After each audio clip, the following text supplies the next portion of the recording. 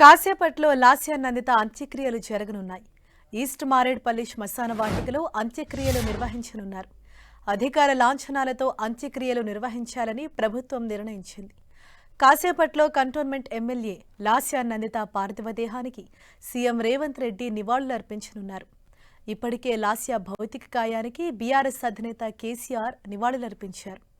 అంతకుముందు గాంధీ ఆసుపత్రిలో కుటుంబ సభ్యులను మంత్రి కోమటిరెడ్డి, మాజీ మంత్రులు హరీష్ రావు, తలసాని పరామర్శించారు. లాస్య నందిత పోస్ట్మార్టం రిపోర్ట్ను విడుదల చేశారు గాంధీ ఆసుపత్రి వైద్యులు. సీట్ బెల్ట్ పెట్టుకోకపోవటం వల్లే ప్రమాదం జరిగినట్లు గాంధీ ఆసుపత్రి వైద్యులు చెబుతున్నారు. లాస్య ఎడమకాలు పూర్తిగా విరిగిపోయిందని, 6 దంతాలు ఊడిపోయాయన్నారు. తలకు బలమైన గాయమైనట్లు రిపోర్టులో వెల్లడించారు.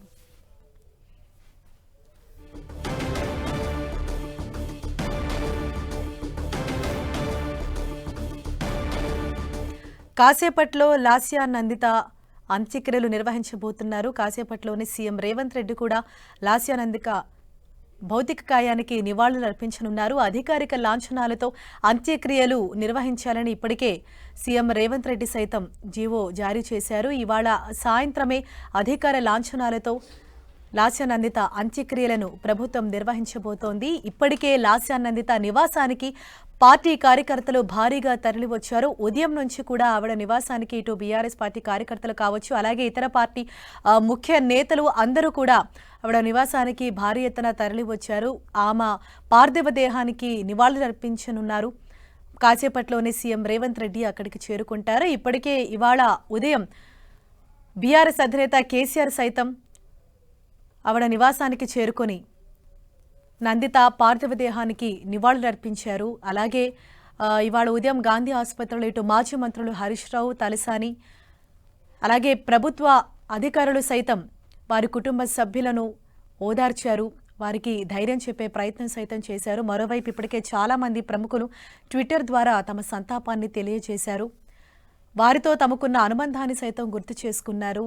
లాస్య నందిత తండ్రి సాయన్న ఏడాది క్రితం ఆయన మరణించారు. సరిగ్గా ఏడాది తర్వాత ఇప్పుడు లాస్య నందిత చనిపోవడంతో ఆ కుటుంబంలో తీరని విషాద ఛాయలు అలుముకున్నాయి. ఎవరూ కూడా జీర్ణించుకోలేకపోతున్నారు. అతి చిన్న వయసులోనే, అంటే ఎంతో రాజకీయ భవిష్యత్తు ఉంది, అతి చిన్న వయసులోనే ఇలా చనిపోవటం అన్నది చాలా బాధాకరమని పలువురు ప్రముఖులు సైతం దిగ్భ్రాంతి వ్యక్తం చేస్తూ ఉన్నారు. ఇప్పటికే లాస్య నందిత పోస్ట్మార్టం రిపోర్ట్ సైతం వచ్చింది. గాంధీ ఆసుపత్రి వైద్యులు పోస్ట్మార్టం రిపోర్ట్ను కూడా ఇచ్చారు. ఆమె ఎడమకాలు పూర్తిగా విరిగిపోయిందని, అలాగే 6 దంతాలు కూడా పూర్తిగా విరిగిపోయాయి, తలకు బలమైన గాయమైందని చెప్పేసి ఆ పోస్ట్మార్టం రిపోర్ట్లో ఉంది. ప్రధానంగా సీట్ బెల్ట్ పెట్టుకోకపోవటం వల్లే ఈ ప్రమాదం జరిగినట్లు ఆ పోస్ట్మార్టం రిపోర్ట్లో ఉంది. కాసేపట్లో లాస్య నందిత ఇంటికి సీఎం రేవంత్ రెడ్డి చేరుకోనున్నారు. ఆమె పార్థివ దేహానికి సీఎం రేవంత్ రెడ్డి నివాళులర్పించనున్నారు. అనంతరం మరి కాసేపట్లో సీఎం రేవంత్ రెడ్డి అక్కడికి వచ్చి నివాళులర్పించిన అనంతరం ఈరోజు సాయంత్రం అధికారిక లాంఛనాలతో అంత్యక్రియలు నిర్వహించబోతున్నారు.